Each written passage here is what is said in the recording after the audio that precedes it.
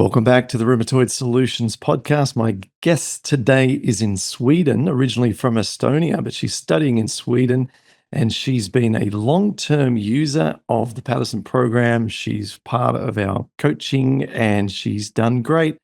She's going to share today her improvements with rheumatoid arthritis. Her name is, well, it looks like Aljona, but it's pronounced Aljona, she tells me. And she's been tremendous inside our community, inspiring others. And also, she even created some of the workout content that we now share with our members because she was so good at doing these exercises and using them to reduce inflammation in her joints that she picked up a camera and filmed the way she did it. And I thought it's great that it's not just coming from me. It's great that one of our wonderful superstars is showing how she's doing these. And so that was a great value. So thank you for that, Aljona. And let's hear about your journey. First of all, give us a before and after little snapshot here. Where were you at your worst and how are you today? Thank you very much, Clint, for having me here. It's a pleasure. And I will just try very quickly to start that it was almost 3 years ago, and my worst state was that I actually couldn't walk. And surprisingly, I had pain almost in all joints. It was feet, it was hips, knees, fingers, wrists, shoulders, like everything. And the surprising thing was that my arthritis was so active and aggressive that I developed this kind of pain very quickly, just within a couple of months. I went from one knee to almost everything. And right now I go to the gym, I can walk, I can run, and I can do very normal things people do. And I feel like I'm a completely normal, and quite often I don't even think about the disease. And I think this is like the most amazing thing because I really want to feel normal and I enjoy this feeling. And yeah, also I'm doing exercises and I go to the gym, and I didn't do that before I had the disease, which is quite surprising because I'm even at some like point I even better than I used to be before the disease, which is kind of amazing. Wonderful. Medications. What did the doctor suggest? What did you go on? It was very challenging with medications because actually my like if you looked at my um, blood test at the beginning, only one thing was not normal. It was anti-CCP. Everything else was perfect. And yeah, I have had several rheumatologists, and I started with methotrexate, and it didn't work for me because I developed symptoms in my liver. I guess it didn't. It reacted a bit badly to this medicine. But the challenge was that I don't know why it works like that, but the first rheumatologist told me that, oh, we don't have other medicines for this condition. You can only take like methotrexate. And I knew exactly that it didn't work for me and I didn't want to take it again. So I went to another doctor and she looked at me and she said me, oh my gosh, you have such a bad condition and probably you have a very bad prognosis. And she told me also that I don't know which medication to give you because since methotrexate doesn't work for you, it seems like if you go up, it will be even worse in terms of side effects. So I was like, what should I do? And I was for some time I haven't been taking medication, but then I found another rheumatologist, and I was really glad that she actually tried sulfasalazine because it's the mildest medication. And other doctors told me that no, we cannot try them because they eventually will not work for you. But she was like, let's try. But also, she really wanted me to take prednisolone first with sulfasalazine because she saw my condition. So yeah, I used only two of these drugs, and right now I'm on sulfasalazine only. What dosage of sulfasalazine did you start with, and what dosage of steroid? For the steroid, it was 5 milligram, I guess. Yeah. Yes, and sulfasalazine it's 2,000 also milligrams. I guess I don't remember. So with sulfasalazine, I have the same dosage, but my rheumatologist told me that I can try lower it, but I'm waiting to feel more confident. It's like I'm not rushing into trying something new. But I don't take prednisolone for a long time. I haven't been taking it. I guess more than 1 year ago, I stopped taking prednisolone, I guess.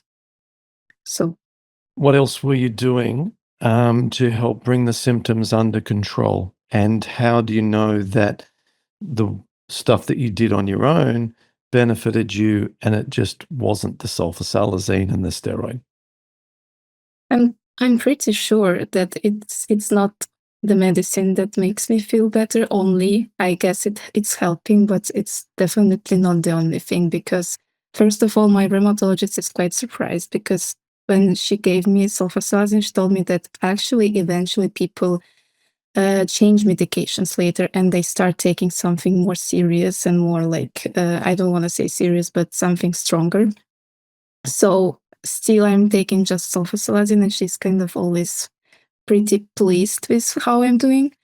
And the second thing is that when I started taking prednisolone, the thing I told myself is, okay, now probably I will feel much better because I know how prednisolone works, but it means that I must start doing things at my maximum.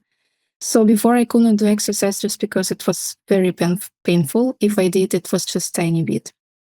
But when I started taking prednisolone, I was going to the gym almost every day and I did cardio exercise, I did strength training and everything I could, just as much as I could, at no excuses.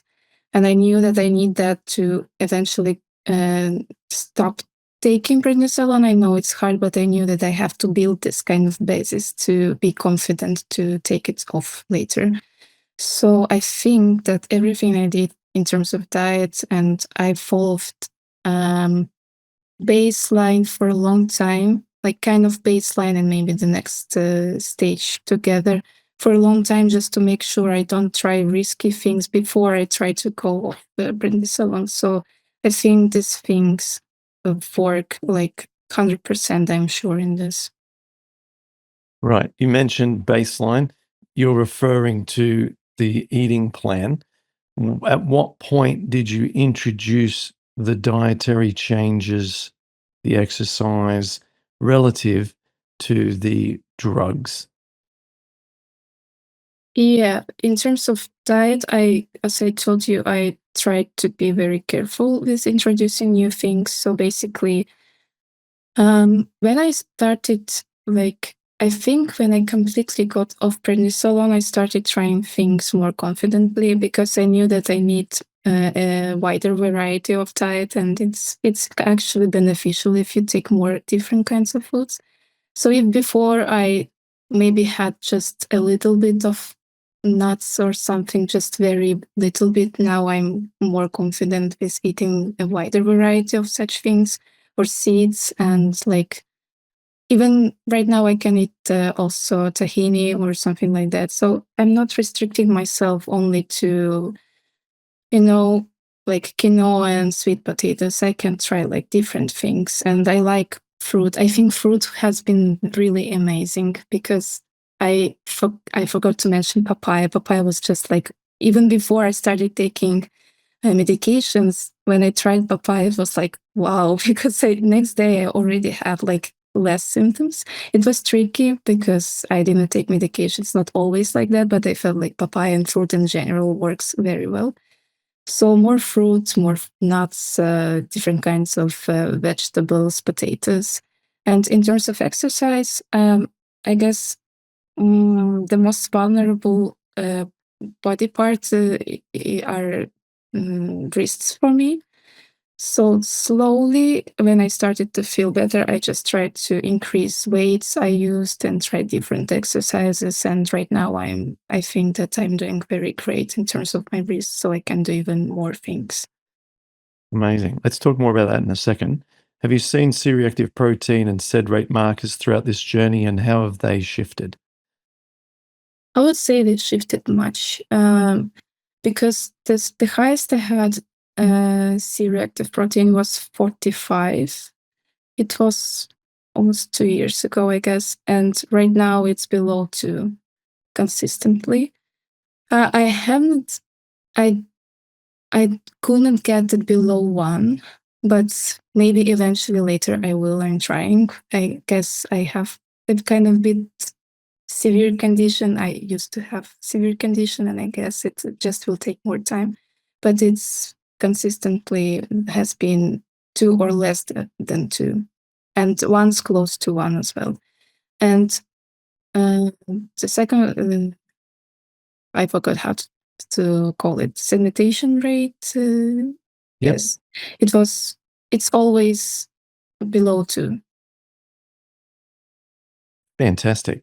but it was also quite high, more than 30, kind of 40 back then. Awesome. Okay. Um, on a scale of 1 to 10, how is the wrist now that you're dealing with, where 1 is just the mildest of problem that you're trying to get right, and 10 is, oh my gosh, like I need to talk to the doctor about drugs again? I think it's close to 1. It's just, I would say 1, and sometimes maybe 1.5. But right now I feel really like great in my wrist. And any other problems anywhere else?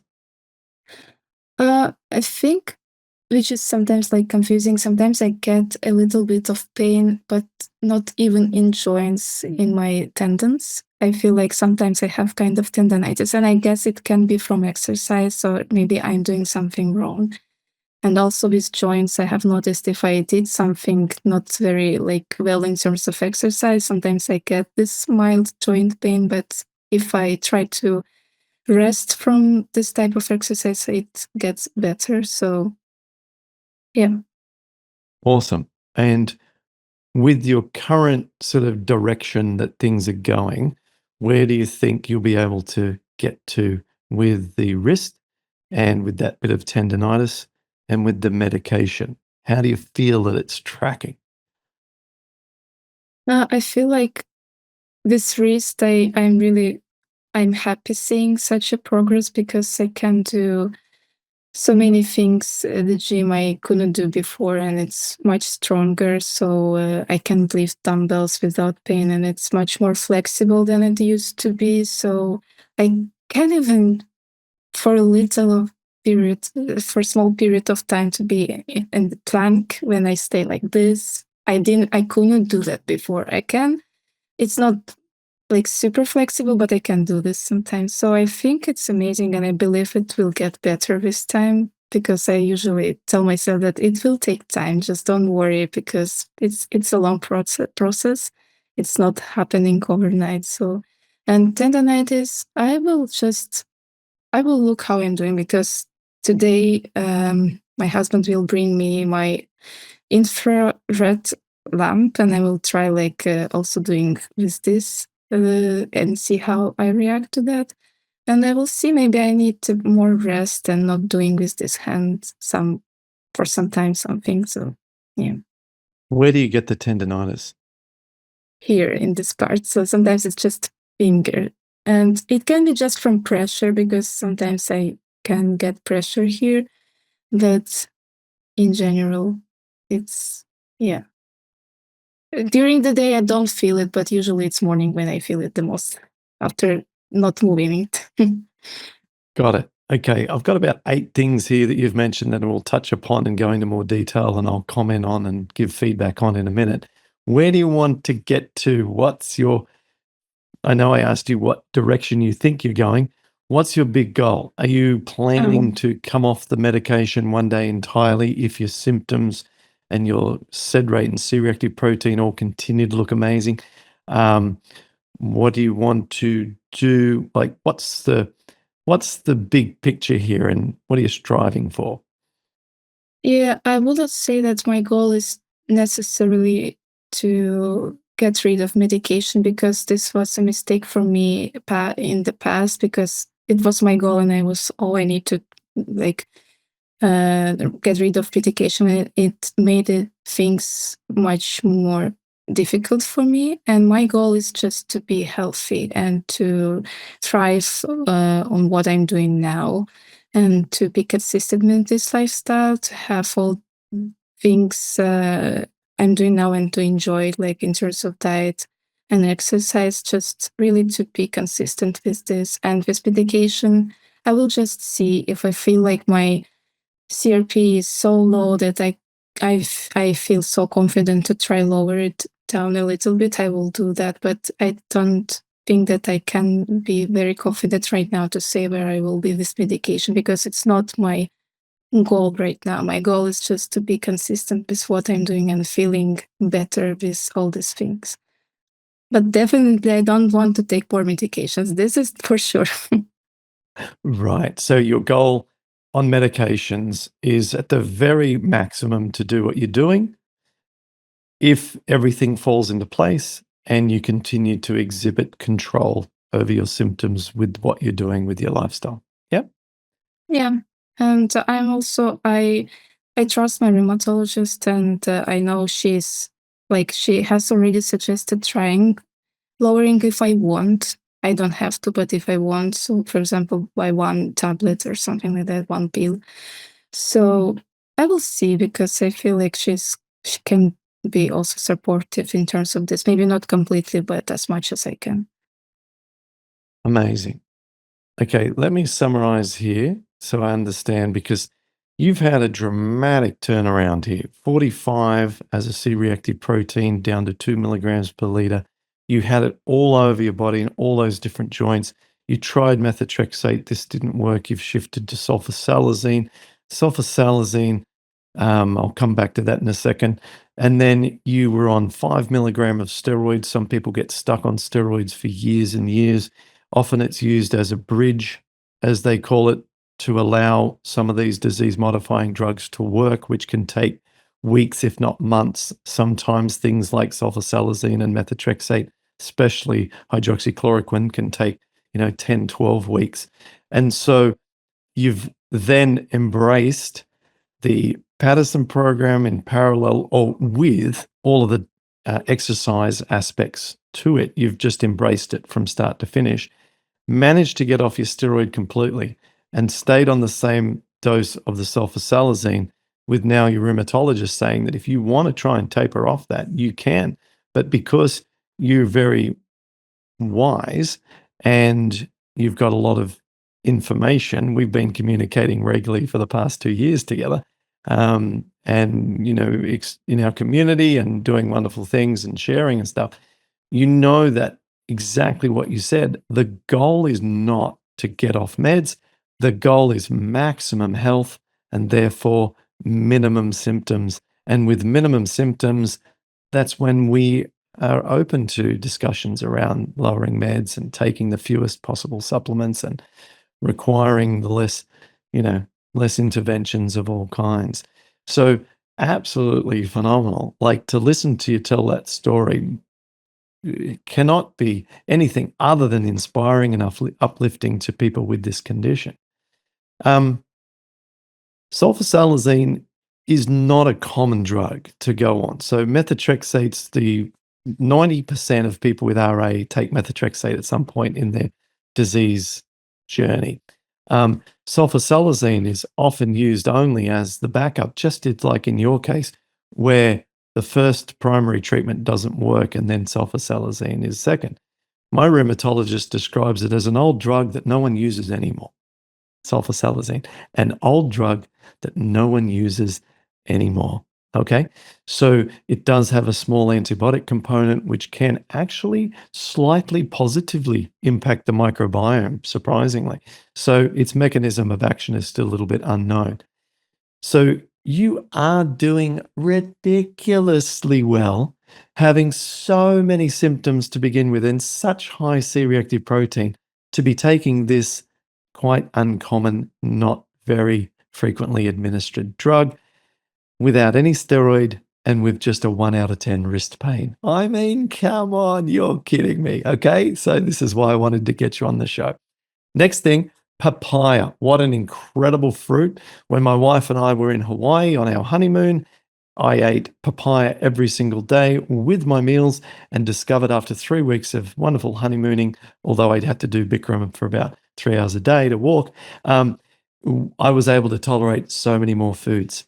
Amazing fruit. Yeah. So I'll just stop talking for a second. Were you eating these papayas as often as that, or were you just dabbling? I mean, did you use it as a therapy or just as a sort of as a side? Therapy. Because I don't know how about where you live, but in Estonia it was incredibly expensive to buy papaya. But because it was helping, I used it as a therapy, and then maybe just because it was kind of expensive, I went for digestive enzymes because it worked similarly. So yeah, but the papaya was really amazing. And one thing I forgot to mention, my digestion was awful, like completely awful. I couldn't digest anything, even quinoa. So, and I see in parallel my improvements in my microbiome and digestion and rheumatoid arthritis, like in parallel. I think these things are connected for sure. And inflammation usually impacts our gut as well. So, Absolutely. You know, when I talk to people who are about to start working with us on these strategy calls, I don't think there's a person I've ever spoken with who hasn't said, "Oh, and I also have noticed that I get some bloating or indigestion, or I've got food sensitivities, or I get sometimes like, intestinal cramps, or maybe I don't have frequent bowel movements, or I got diarrhea, or et cetera, et cetera, et cetera." So people always feel the connection, but they aren't aware of the ultimate devastating effect of actually the joints and the connection. You've expanded your diet a lot. You're mentioning you're eating nuts and seeds and stuff. Can you tell us, for people who don't know anything about the program, can you tell us the sort of, just general groupings of foods that you went through, so that everyone can get an idea of the process involved here and what you're eating now, like what sort of foods you now have graduated to? yeah, it was a bit long time ago, but I remember that I just ate quinoa, buckwheat, sweet potatoes, and veggies like green veggies and something like that. And I didn't even eat fruit, and I think it was a little bit of a mistake because right now we have more fruit at the baseline, and at that time we didn't. But I think fruit is very amazing. So gradually, I increased the amount of fruit I could eat, including bananas and everything. Just I like fruit. I like sweet food, and I think fruit is a great like substitution for sugar. So it felt like I was satisfied as well. And slowly, I started eating some kind of beans, for example, edamame beans, and like yeah. mm, different kinds like chickpea and black beans maybe a bit later, but just to have more kind of healthy protein options and also soy milk. I started using soy milk in my breakfast and I felt great about it. And gradually I started eating also nuts and seeds and mm, yeah, eventually even more fruit and different kinds of like potatoes, not only sweet potatoes, but also the usual potatoes, and I like potatoes. Um, and right now, what I can say that I'm also more confident going eating out because I used to be a little bit like cautious when I go to the cafeteria and I see that they have, let's say, healthy bowls with veggies, but I knew that they use oil because they usually use a little bit. But right now, I'm really fine with that. Even though if they use, I know a little bit, it doesn't affect me. And I love smoothie bowls. And if I go outside, smoothie bowl is a great option I could eat. So I don't feel that like unconfident anymore in terms of eating out. So yeah, I think that I have expanded my food choices quite much and I feel very normal. In fact, I already was vegan before I started Paddison program and got the disease. And I feel that my diet now is kind of very similar to what I have been eating before the Paddison program. And I didn't use oils before because I'm not used to eat oily foods. It's just quite usual for me. And yeah, I feel quite great in terms of what I can eat right now. Very interesting. On the surface, you think that doesn't make sense. Like you're kind of eating the same things now as what you're doing before. And I've got two thoughts around that. Number one, you weren't exercising at all, right? Prior, nothing. A little bit, not at the gym. Right, right. Okay, which is crucial. Well, like the resistance training side of things is crucial. And number two,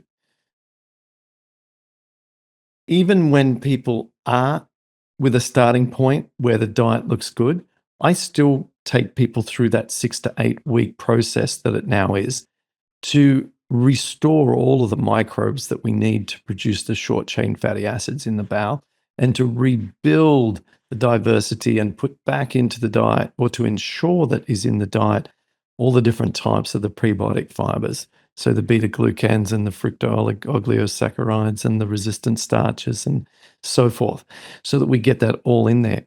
So it's interesting. Yeah, I like that. I like that as a topic point that we've covered here, is that you can be eating on the surface what looks like the right diet, still develop dysbiosis through a trigger, and then need to reset everything over again. Can you remember if there was a very heavy stressful event at the time, or like emotional trauma? If you were maybe sitting exams, or whether you took antibiotics or had a tooth infection, or as a child took antibiotics for as a teen for acne or ear infections as a baby, or were you cesarean birth and not natural birth? Have you tried to piece some of this puzzle together as to what might have triggered this? Yeah, it's a very difficult question, and I have been thinking a lot what could be, but really I'm not sure, and I can never be sure 100%. But I didn't take much antibiotics, so it's not that, I guess. Uh, I have struggles with stress. It's hard for me to manage stress, and I feel like my stress levels are also connected to my gut. And when it's very stressful, I kind of experience digestive symptoms. And also, I don't really want to like very confidently say it was because of the vaccine, but because the first symptom in my knee I developed after taking COVID vaccine. But as I know, usually it doesn't work like that. That only one thing triggered something, because otherwise it could be so easy to say that vaccine causes arthritis. But I think that maybe some things together could cause something like that. Yeah, but I just don't want to say people that be cautious of vaccines, because it's not true. And it's just what I have an idea. If we combine everything together, maybe it could be, but I don't know. Yeah, it's just too delicate a topic for us to explore. All we can say, and I even published a 15 of 1,200 people survey on this exact topic. And we found that approximately 22% of people with inflammatory arthritis claimed in the survey that they had an increase in symptoms associated with the timing after having the vaccine. Now, so this is public information that we published in a medical journal. So this isn't being controversial. This is just results from a survey that we conducted with our mailing list. Obviously, that's another topic completely. We've done another podcast about this, but interesting. What we do know is that you can have viral, bacterial triggers to disrupt the microbiome, and that with a disrupted microbiome, pathogens can then dominate the real estate in the bowel and disrupt the production of our short chain fatty acids. And so this can be coming in from a H. pylori, this be coming in from P. gingivalis in the mouth, this can be coming in from Klebsiella, which is always associated with ankylosing spondylitis. This can be coming in from Epstein-Barr virus. When the immune system suppressed Epstein-Barr can become a dominant pathogen and therefore maintain a dysbiotic bowel. So whether or not it was that, as you say, something has just tilted the balance out of the bowel, and then you've developed this gut permeability and symptoms from stuff getting in the bloodstream. I like these discussions. I think it's very valuable to ponder on this stuff. So the good news is, through all the work that you've done, you've restored balance again. You've probably got a little bit of damage in that wrist from 2 to 3 years of inflammation, making it a vulnerable target to further inflammation, meaning you've got to do everything really well to be able to clean out that little corner of the room that gathers dust. So let's talk about the wrist and then we'll wrap up here. Can you tell me exactly what you've done with the wrist to help it and it being your worst joint? All the details for people also suffering from wrist pain. Yeah, it's definitely exercise and even something like elbow pumps. Like you can do a lot of them and just kind of helping to get some kind of movement, even if it's a little bit. And then I think strength training is a must. Even I don't want to say that you should try to do so much if it's painful, but just try a little bit. Start with very, very light weights and then move to more if you feel like it. Because I did like only for wrist exercises, but also like for my biceps and everything. And yeah, kind of just combining everything together and cardio. Like I remember that when I had more problems in my wrist, I really tried to do cardio. It could be just a rowing machine and different kinds of exercises just to get that, you know, to train my heart as well and everything to sweat and to get this kind of anti-inflammatory flow into my body. So I think everything together is very important to combine. It's not only strength training is working, it's also cardio and it's diet, and I think it's everything together. And I also, my rheumatologist told me that it's crucial to get the disease under control within 2 first years because the disease within this period of time is the most active. So just really important to do everything combined, even if it's medication, just to make sure that you don't get a lot of damage to the joint you have the most vulnerable. Yeah, I can attest to that. You know, I refused methotrexate for the first 12 months and I lost so much cartilage in my knee in that first 12 months. I don't know how much quantitatively, but because I'd torn my ACL at the same time, I had a ACL tear that was all inflamed and then a rheumatoid in the knee. So yes, medications would have helped to manage that better if I'd have started earlier. Um, the wrist, I want to come back there. How often? Well, first of all, across the board, what is your exercise cadence? Do you go every day, every other day? Has it changed in terms of frequency? What works for you best? Yeah, it always works best if I do it more frequently, but because I'm a student, it's sometimes very challenging and sometimes you've got so many tasks to do. But I'm really trying to do at least 2 times a week strength training. Better if I do 3 plus. Very good if I do 3 plus, and I'm trying to do that.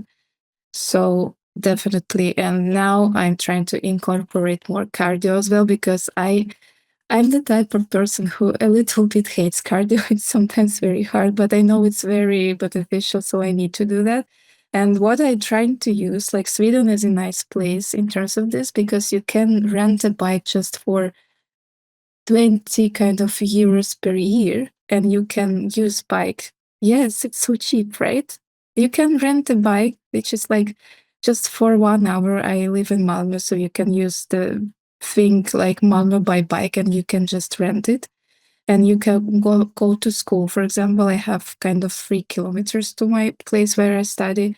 And I'm trying to use bikes because these bikes are tricky. They are not so comfortable to use, but you get very good exercise. So you get like Sometimes you're very sweating, but it's good. So I'm really trying. If the weather is nice, I'm trying to use bikes, and if not, I'm just go to the gym and try to do there. So yeah. Mm. It's yeah, riding around is fantastic. Where you can do it, where it's safe, where it doesn't, again, hurt the wrist, the area where I used to struggle with riding push bikes, as we call them here, was the road vibration coming up through the wheels, through the bars, and upsetting my wrists. So it's a great sign that you don't have a problem riding the bike because it tells me that your wrists are really, really, really resilient. Last question on the wrist. Have you found that more and more distraction through the wrist, through pull exercises, hanging from bars? How has this helped? And for people who think, that's going to kill my wrists, can you provide some reassurance in what you do? Yeah, I find this very helpful, and I'm trying to get more uh, such exercises, not pressuring. Sometimes I do this as well, just to combine different things, but more, of course, like that. And yeah, it's usually like you can use cable exercises just to like pull things, not to push, and hanging from the bar as well, and everything like that. But the thing I have always been using, I don't know how good it is because sometimes it can a little bit. I don't want to say damage, but I was trying to do something like that a little bit just to distract, and I found it helpful, but you should be careful because you can also do something for the other hand when you do always like this. But sometimes it helps my wrist. But you should get this balance because you can a little bit get you can do something worse for this hand just Mm, occasionally, but you got to be careful with that. But yeah, distraction exercises I would say work for me, of course. great. They work for everyone. So I'm glad that they're working for you and you're not the outlier. So that's really, really encouraging.